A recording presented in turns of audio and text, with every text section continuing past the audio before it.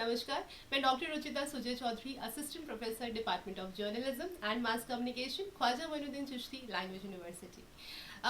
पिछले कुछ वीडियोस में हम कम्युनिकेशन बैरियर्स की बात कर रहे थे। उसी सीरीज में I am continuing this communication barrier topic कि किस तरीके से वेरियस कम्युनिकेशन बैरियर्स होते हैं, क्योंकि जहाँ कम्युनिकेशन है वह बैरियर्स ऑटोमेटिकली आ जाते हैं। और ऐसा नहीं कि बैरियर्स है तो अब हम क्या करें वाली सिचुएशन क्रिएट हो जाएगी, बिकॉज जहाँ प्रॉब्लम्स होती हैं वहाँ सॉल्यूशंस ऑटोमेटिकली भगवान ने हमें दी हुई है। तो इसीलिए हम टाइप्स ऑफ या वेरियस कैटेगरीज ऑफ बैरियर्स को डिस्कस कर रहे थे। उसी फहरिस्त में I am going to explain you, we are going to discuss about the various categories of barriers कि हम किसे फिजिकल बैरियर बोलेंगे, किसे सीमेंटिक बैरियर बोलेंगे, और किस तरीके से हम डिस्टिंग्विश कर पाएंगे इन सारे जो टर्मिनोलॉजी हमने हमारे लास्ट वीडियो लेक्चर में यूज की थी। Now coming to the first one, that is the physical barriers. अगर आपको याद होगा लास्ट वीडियो में वर्ड यूज किया था मैंने, उसकी अगर हम बात करें, कुछ एक एग्जाम्पल भी मैंने दिए थे कि जैसे हमारी तबीयत खराब है या सिर में नॉर्मली सिर में दर्द है या गला खराब है, तो दैट कैन बी कैटेगराइज्ड और that can be under the umbrella term of physical barrier. तो there are four types of for example जिसको आप ये सोच करके एग्जाम के टाइम पे लिख सकते हैं कि अच्छा ये सारी चीज़ें मैं फिजिकल बैरियर में काउंट कर लूंगी या कर लूंगा। जैसे अगर हम मेंटली डिस्टर्ब हैं, मेंटली डिस्टर्ब होने के बहुत सारे अलग अलग रीजंस हो सकते हैं। जैसे मान लीजिए मेरे हस्बैंड से मेरी लड़ाई हो गई है, सपोज वैसे होती नहीं है बट सपोज अगर हो गई है, या आपके घर में भाई बहन है और आपस में सिबलिंग्स की लड़ाई हो गई है, या बॉस ने डांट लगा दी है, या रास्ते में हमारा झड़प हो गई है राह चलते हुए पैसेंजर के संग में, तो there are so many reasons that create mental disturbance. तो that can be the example of physical barrier. Then उसके बाद में टाइम बैरियर। कई बार ऐसा होता है कि हम एक्यूरेट टाइम पे चीज़ें नहीं करते हैं।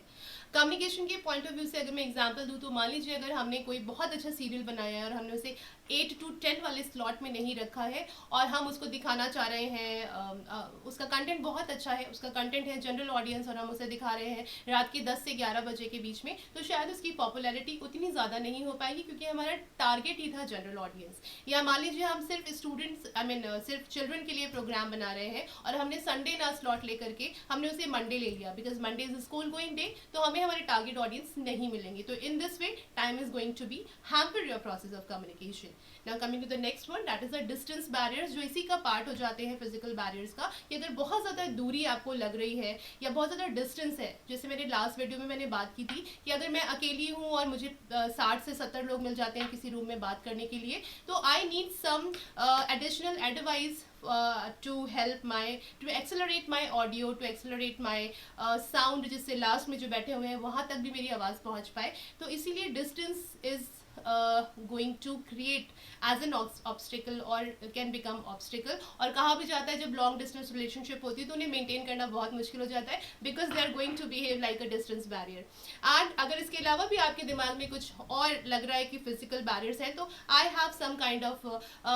Distinguish category, that is the other barriers, जिसमें आप उसे मेंशन कर सकते हैं अपने एग्जाम के दौरान अगर आप ये क्वेश्चन अटेम्प्ट कर रहे हैं तो।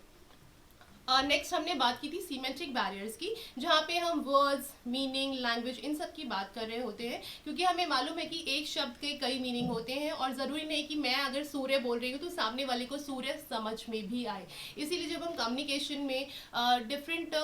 मीडियाज़ के लिए लिखते हैं, स्क्रिप्टिंग करते हैं, ड्राफ्टिंग करते हैं, तो हम ये बात ज़रूर ध्यान रखते हैं कि लोकल भाषा या जो हमारा टारगेट ऑडियंस है उसकी क्या लैंग्वेज है, उसका क्या लहजा है, उसकी क्या बोली है। तो इसीलिए जब हम वर्ड्स उसमें स्क्रिप्ट यूज़ कर रहे होते हैं अपनी स्क्रिप्टिंग में, तो इस बात को ज़रूर ध्यान में रखते हैं कि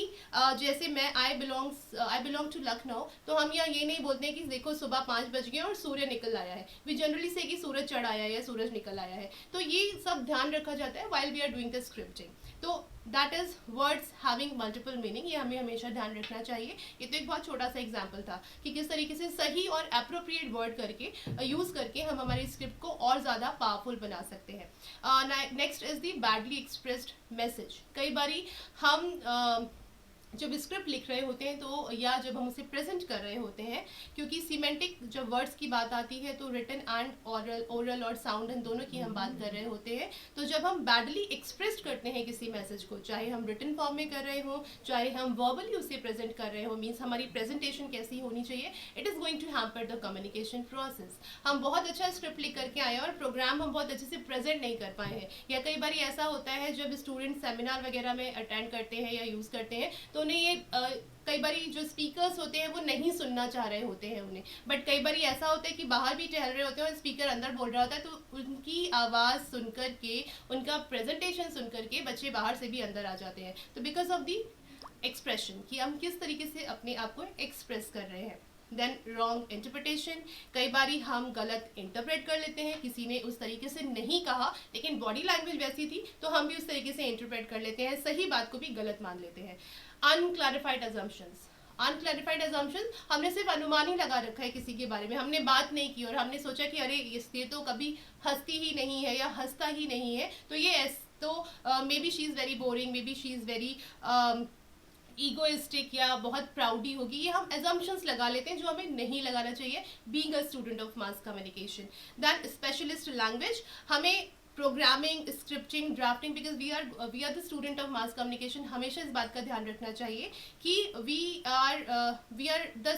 not the specialist of the language, और जो हमारे श्रोता हैं, जो हमारे लिसनर्स हैं, जो हमारे रीडर्स हैं और जो हमारे व्यूअर्स हैं, वो भी स्पेशलिस्ट नहीं है लैंग्वेज के, तो जब भी लिखना चाहिए हमें उन्हीं की भाषा में लिखना चाहिए। इसीलिए अगर आप देखें तो रेडियो में जितने भी आरजेस होते हैं वो आपकी अपनी भाषा में आपसे बात करते हैं। Then next is the organisational barriers. Organisational barriers में कई बार कल्चर, वहाँ का क्लाइमेट कैसा है, ऑर्गेनाइजेशन के अपने रूल्स एंड रेगुलेशंस कैसे हैं,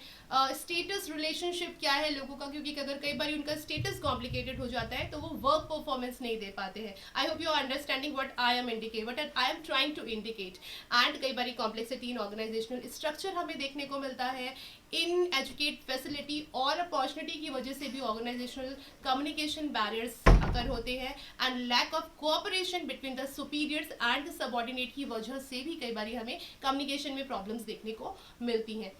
अगर इमोशनल बैरियर्स की बात करें, that is the next one, जहाँ पे हमारा बिहेवियर, एटीट्यूड, हमारे इमोशंस, हम कितने कॉन्शियस हैं, हमारा रिटेंशन पुअर है कि हमारा रिटेंशन गुड है, और हम किस तरीके से चीज़ों को ट्रीट कर रहे हैं, that is going to affect the process of communication. And the last one is the personal barrier की अगर हम बात करें तो lack of confidence, जिसको yes हम दूर कर सकते हैं, unwillingness to communicate, lack of attention, इन सब वजह से हम पर्सनल बैरियर्स खुद ही क्रिएट करते हैं। और जैसा मैंने इस वीडियो की स्टार्टिंग में कहा था, जहाँ प्रॉब्लम्स होती हैं वहाँ सॉल्यूशन ऑटोमेटिकली आती है। तो ये जो जितने भी बैरियर्स हमने अपने 2 वीडियोस में स्टडी करे हैं या डिस्कस किए हैं मैंने आपके सामने, वो इस इंटेंशन के साथ में किए कि अगर आपको पता है कि इस पूरे कम्युनिकेशन के प्रोसेस में आपके एंड से क्या प्रॉब्लम है बीइंग अ कम्युनिकेटर, तो आप इसे रिमूव कर सकते हैं, you can work upon that. मैं पूरी कोशिश करूंगी कि नेक्स्ट वीडियो में मैं इनके सॉल्यूशंस में बात करूं कि हमें बैरियर्स तो पता है, अब इन्हें दूर कैसे किया जाए। तो till then, thank you so much.